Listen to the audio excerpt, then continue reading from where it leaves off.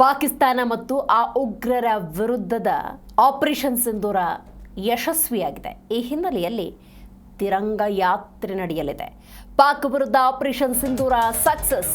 ಸಶಸ್ತ್ರ ಪಡೆಗಳ ಗೌರವಾರ್ಥವಾಗಿ ನಡೆಯುತ್ತೆ ತಿರಂಗ ಯಾತ್ರೆ. ಯುಪಿ ಸೇರಿದಂತೆ ಅನೇಕ ರಾಜ್ಯದಲ್ಲಿ ಬೈಕ್ ರ್ಯಾಲಿ. ದೇಶದಾದ್ಯಂತ 11 ದಿನಗಳ ಕಾಲ ನಡೆಯುತ್ತೆ ತಿರಂಗ ಯಾತ್ರೆ.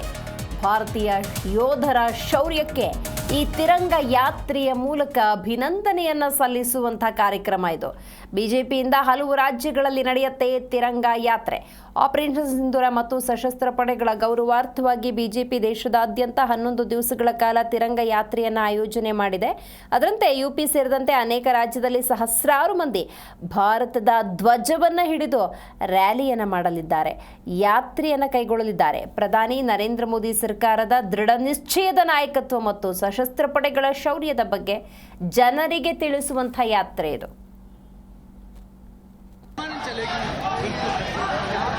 आगे नहीं, आगे अच्छी दूर थोड़ी ना ये लोग अंदर अभी निकलेंगे बाहर तब चलो हमारी चलो हैं बंद करें आगे